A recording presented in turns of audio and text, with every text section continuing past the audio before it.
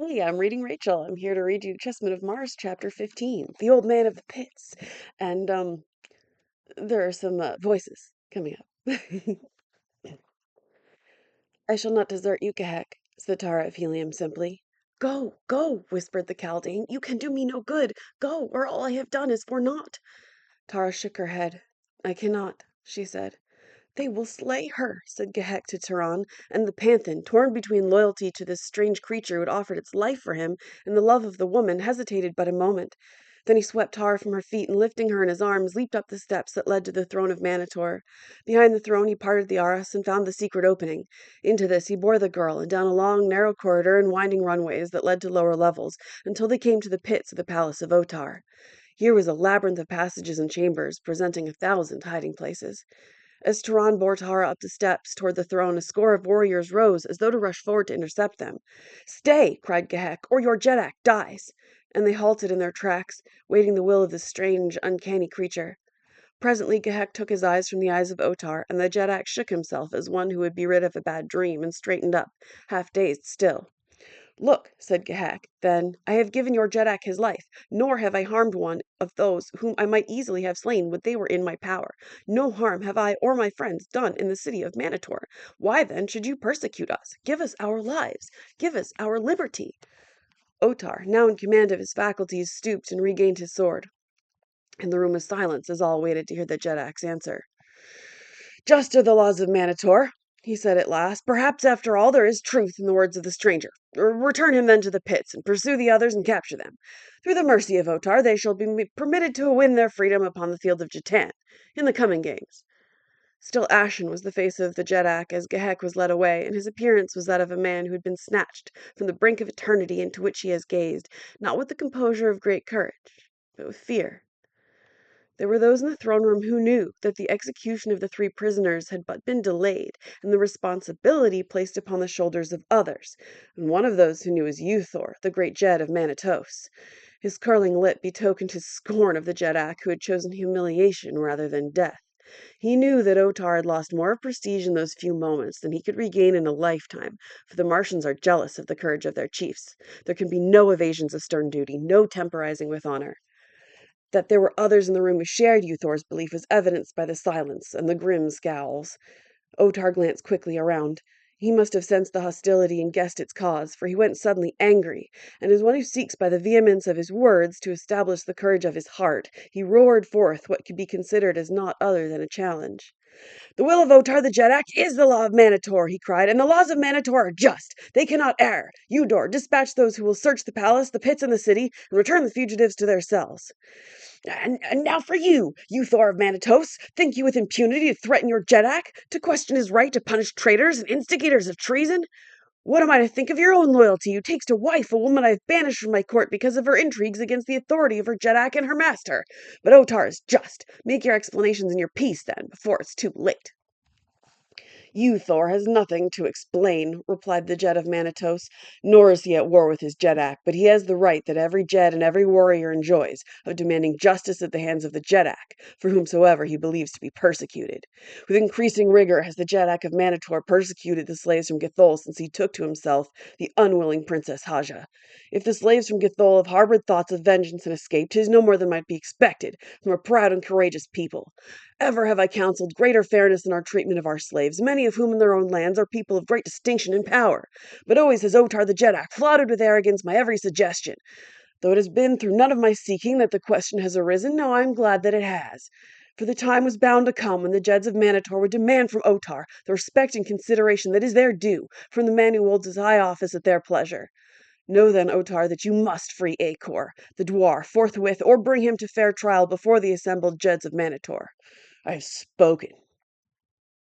You have spoken well and to the point, Thor, cried Otar, for you have revealed to your Jeddak and your fellow Jeds the depths of the disloyalty that I have long suspected. Acor already has been tried and sentenced by the Supreme Tribunal of Manitor, Otar, the Jeddak, and you too shall receive justice from the same unfailing source. In the meantime, you are under arrest. To the pits with him! To the pits with Thor, the false Jed! He clapped his hands to summon the surrounding warriors to do his bidding. A score leaped forward to seize Uthor. They were warriors of the palace, mostly, but 20 leapt forward to defend you, Thor, and with ringing steel they fought at the foot of the steps to the throne of Manator where stood Otar the Jeddak, with drawn sword, ready to take his part in the melee. At the clash of steel, palace guards rushed to the scene from other parts of the great building, until those who would have defended Uthor were outnumbered 2 to 1, and then the Jed of Manitou slowly withdrew with his forces, and fighting his way through the corridors and chambers of the palace came at last to the avenue. Here he was reinforced by the little army that had marched with him into Manitor. Slowly they retreated toward the gate of enemies between the rows of silent people looking down from them, from the balconies, and there, within the city walls, they made their stand. In a dimly lighted chamber beneath the palace of Otar the Jeddak, Taran the Panthan lowered Tara of Helium from his arms and faced her. "I am sorry, Princess," he said, "that I was forced to disobey your commands, or to abandon Gehek, but there was no other way. Could he have saved you, I would have stayed in his place. Tell me that you forgive me." "How could I do less?" she replied graciously. "But it seemed cowardly to abandon a friend."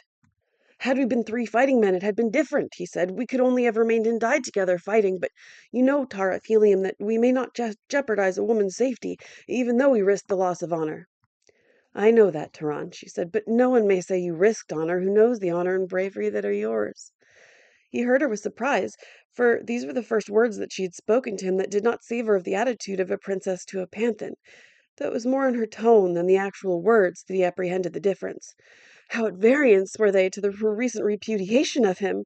He could not fathom her, and so he blurted out the question that had been in his mind since she had told Otar that she did not know him. "Tara of Helium," he said, "your words are balm to the wound you gave me in the throne room of Otar. Tell me, Princess, why you denied me." She turned her great deep eyes up to his, and in them was a little of reproach. "You did not guess," she asked, "that it was my lips alone and not my heart that denied you? Otard ordered that I die, more because I was a companion of Gehek than because of any evidence against me, and so I knew that if I acknowledged you as one of us, you would be slain too." "It was to save me, then?" he cried, his face suddenly lighting. "It was to save my brave panthan," she said in a low voice. "Tara of Helium," said the warrior, dropping to one knee, "your words are as food to my hungry heart." And he took her fingers in his and pressed them to his lips. Gently she raised him to his feet. "You need not tell me kneeling," she said softly. Her hand was still in his as he rose, and they were very close, and the man was still flushed with the contact of her body since he had carried her from the throne room of Otar. He felt his heart pounding in his breast, and the hot blood surging through his veins as he looked at her beautiful face, with its downcast eyes and the half-parted lips that he would have given a kingdom to possess.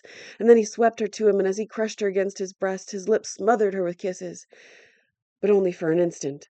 Like a tigress, the girl turned upon him, striking him and thrusting him away. She stepped back, her head high and her eyes flashing fire. "You would dare?" she cried. "You would dare thus defile a princess of Helium?" His eyes met hers squarely, and there was no shame and no remorse in them. "Yes, I would dare," he said. "I would dare love Tara of Helium, but I would not dare defile her or any woman with kisses that were not prompted by love of her alone." He stepped closer to her and laid his hands upon her shoulders. "Look into my eyes, daughter of the Warlord," he said, "and tell me that you do not wish the love of Taran the Panthan." "I do not wish your love!" she cried, pulling away. "I hate you!" And then turning away, she bent her head into the hollow of her arm and wept. The man took a step toward her as though to comfort her, when he was arrested by the sound of a cackling laugh behind him. Wheeling about, he discovered a strange figure of a man standing in a doorway. It was one of those rarities occasionally to be seen upon Barsoom, an old man with the signs of age upon him. Bent and wrinkled, he had more the appearance of a mummy than a man. "Love in the pits of Otar!" he cried, and again his thin laughter jarred upon the silence of the subterranean vaults. "A strange place to woo! A strange place to woo, indeed! When I was a young man, we roamed in the gardens beneath giant primulas, and stole our kisses in the brief shadows of hurtling Thuria. We came not to the gloomy pits to speak of love. But times have changed, and ways have changed. I never thought to live to see the time when the way of a man with a maid, or a maid with a man, would change. But we kissed them then. And what if they objected, eh? What if they objected? Why, we kissed them more. Hey, those were the days." And he cackled again. "Well, do I recall the first of them I ever kissed, and I've kissed an army of them since. She was a fine girl, but she tried to slip a dagger into me while I was kissing her. Those were the days. But I kissed her. She's been dead over 1,000 years now, but she was never kissed again like that while she lived, I'll swear, nor since she's been dead either. And then there was that other. But Turan, seeing 1,000 or more years of osculatory memoirs portending, interrupted. Tell me, ancient one, he said, not of thy loves, but of thyself. Who are you? What do you do here in the pits of Otar? I might ask you the same, young man, replied the other. Few there are who visit the pits other than the dead, except my pupils. Ah, that's it. Your new pupils. Good. But never before have they sent a woman to learn the great art from the greatest artist. But times have changed. Now, in my day, the women did no work. They were just for kissing and loving. Those were the women. I mind the one we captured in the cell. She was a devil, but how she could love. She had breasts of marble and a heart of fire. Why, she... Yes, yes, interrupted Turan. We're pupils, and we're anxious to get to work. Lead on, and we will follow. Yes, yes, come. All as rush and hurry as though there were not another countless myriad of ages ahead. Yes, as many as lie behind. 2,000 years have passed since I broke my shell, and always rush, rush, rush, yet I cannot see that aught has been accomplished. Manator's the same today as it was then, except the girls. Ah, we had girls then. There was one that I gained upon the fields of Jatan. Ah, but you should have seen. Lead on, cried Turan. After we are at work, you shall tell us of her. Yes, said the old fellow, and shuffled off down a dimly lighted passage. Follow me. You're going with him? Asked Tara. Why not? Replied Turan. We know not where we are, or the way from these pits. For I know not east from west, but he doubtless knows, and if we're shrewd, we may learn from him that which we would know. At least we cannot afford to arouse his suspicions. And so they followed him, followed along winding corridors and through many chambers, until they came at last to a room in which there were several marble slabs, raised upon pedestals some 3 feet above the floor, and upon each slab lay a human corpse. Here we are, exclaimed the old man. These are fresh, and we shall have to get to work upon them soon. I'm working now on one for the gate of enemies. He slew many of our warriors. Truly is he entitled to a place in the gate. Come, you shall see him. He led them to an adjoining apartment. Upon the floor were many fresh human bones, and upon a marble slab a mass of shapeless flesh.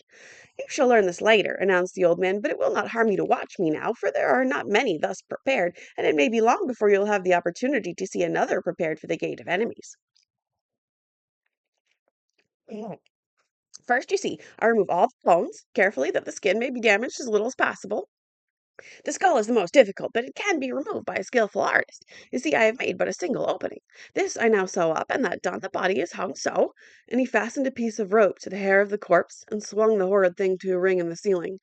Directly below it was a circular manhole in the floor, from which he removed the cover, revealing a well partially filled with a reddish liquid.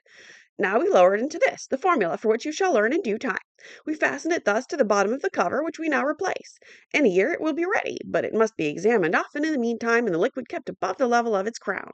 It'll be a very beautiful piece, this one, when it's ready. Ah, and you're fortunate again, for there's one to come out today. He crossed to the opposite side of the room, and raised another cover, reached in, and dragged a grotesque-looking figure from the hole. It was a human body, shrunk by the action of the chemical in which it had been immersed, to a little figure scarce a foot in height. Hey, is it not fine? Cried the little old man. Tomorrow it will take its place in the gate of enemies. He dried it off with cloths, and packed it away carefully in a basket. Perhaps you would like to see some of my life work, he suggested, and without waiting for their assent, led them to another apartment, a large chamber in which were 40 or 50 people. All were sitting or standing quietly about the walls, with the exception of one huge warrior who bestrode a giant thoat in the very center of the room, and all were motionless. Instantly there sprang to the minds of Tara and Turan the rows of silent people upon the balconies that line the avenues of the city, and the noble array of mounted warriors in the hall of chiefs. And the same explanation came to both, but neither dared voice the question that was in his mind, for fear of revealing by his ignorance the fact that they were strangers in Manator, and therefore impostors in the guise of pupils. It is very wonderful, said Turan. It must require great skill and patience and time. That it does, replied the old man, though having done it so long I am quicker than most, but mine are the most natural. Why, I would defy the wife of that warrior to say that in so far as his appearances are concerned, he does not live. And he pointed at the man upon the thoat. Many of them, of course, are brought here wasted or badly wounded, and these I have to repair.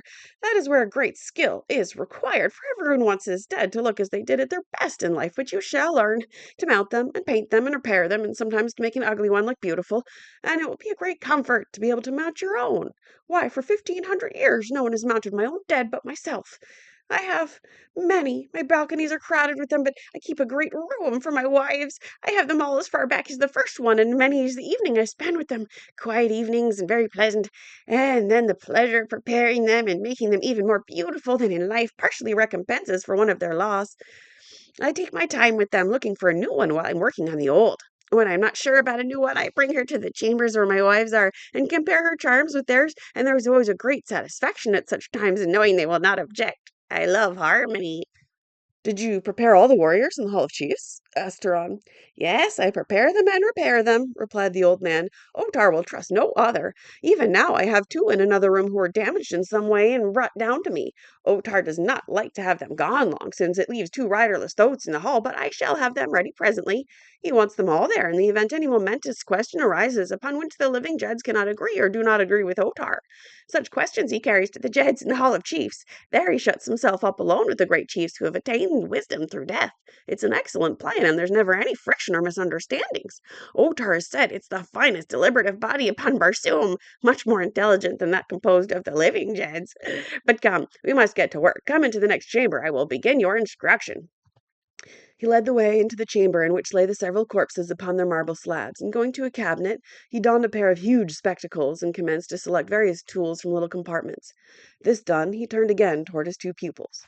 "Now let me have a look at you," he said. "My eyes are not what they once were, and I need these powerful lenses for my work or to see distinctly the features of those around me." He turned his eyes upon the two before him. Turan held his breath, for he knew now that the man must discover that they wore not the harness or insignia of Manitor. He had wondered before why the old fellow had not noticed it, for he had not known that he was half blind. The other examined their faces, his eyes lingering long upon the beauty of Tara of Helium, and then they drifted to the harness of the two. Turan thought that he noted an appreciable start of surprise on the part of the taxidermist, but if the old man noticed anything, his next words did not reveal it. "Come with Igos," he said to Turan. "I have materials in the next room I would have you fetch hither. Remain here, woman, we shall be gone but a moment." He led the way to one of the numerous doors opening into the chamber and entered ahead of Turan. Just inside the door he stopped, and pointing to a bundle of silks and furs upon the opposite side of the room, directed Turan to fetch them. The latter had crossed the room and was stooping to raise the bundle when he heard the click of a lock behind him. Wheeling instantly, he saw that he was alone in the room and that the single door was closed. Running rapidly to it, he strove to open it, only to find that he was a prisoner. Igo, stepping out and locking the door behind him, turned toward Tara. "Your leather betrayed you," he said, laughing his cackling laugh. "You sought to deceive old Igos, but you found that though his eyes are weak, his brain is not. But it shall not go ill with you. You are beautiful, and Igos loves beautiful women. I might not have you elsewhere in Manitor, but here there's none to deny old Igos. If you come to the pits of the dead, only those who bring the dead, and they hasten away as fast as they can. No one will know that Igos is a beautiful woman locked up with his dead. I shall ask you no questions, and then I will not have to give you up, for I will not know to whom you belong, eh? And when you die, I shall mount you beautifully and place you in the chamber with my other women. Will that not be fine, eh?" He had approached until he stood close beside the horrified girl. "Come," he cried, seizing her by the wrist. "Come to Igos." Yeah, so now you've met Igos, the old man of the pits. Love how does like a cooking show for Tara and Turan, where he's like, "So first we prepare this, then we do it thusly, and then this is what it looks like after the next step." Like, also, he's a weird old creep, stuffing and mounting, taxidermying all his wives for the last 1,500 years. Uh, yeah, weird. Weird and gross and creepy. Now he's gonna grab Tara. Also, so yeah, you remember the last guy who grabbed Tara, and she really didn't like it? Emed, she stabbed him in the back to death. Uh, and one can assume that she's probably about to do that to old Igos, but note that she did not do that to Tehran. Like, she let him kiss her. So even though I don't want your love, I hate you, like, she didn't kill him, which means that at some level, I mean, we've seen her perspective, we've heard her perspective, we know she likes him. And I think she's just like in that same space that many women have been in, where it's like, oh, if only you could approach me correctly. Why can't you just approach me correctly? You know? Like she likes you now, dude. Like don't be so forward. I mean, but then again, that was his original problem. So I see so we see he has not quite learned yet, right? Like he hasn't learned his lesson yet. His original problem in the his original mistake uh in John Carter's garden was telling Tara, "I love you" after our first dance. And now he's got a second chance and he still is much too forward. I mean, he tried. He did really well. He managed to hold off for a long time. And yet still, as soon as he touches her, he's like, "Oh gosh." And although to be fair, everyone on Mars is naked except for the harness, so like they were touching skin to skin, which is definitely um, you know, more compelling when it's someone that you like. So yeah, I note that she very much denied Tehran, but did not stab him, which is, what she does when she really doesn't want it. And her culture is such that this is how she behaves. Although, again, I love that her instinct. We have yeah seen like I think it's like Thuvia, Maid of Mars, or something like that, and maybe Deja Thoris too. Like both of their instincts was if in danger of being defiled, to kill themselves. Tara's instinct is to kill the person who's trying to defile her. So I really like that approach best, and I think it's John Carter's influence that has brought her to that, and hopefully she brings that influence to the rest of the Martian women, because, yeah, kill the person who's trying to hurt you, not yourself. Um, and with that, please join me next time for Chapter 16, Another Change of Name.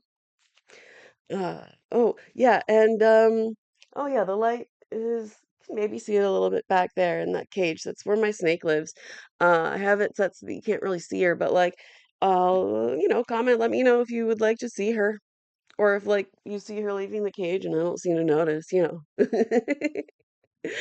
So, yeah, next time, Chapter 16, Another Change of Name.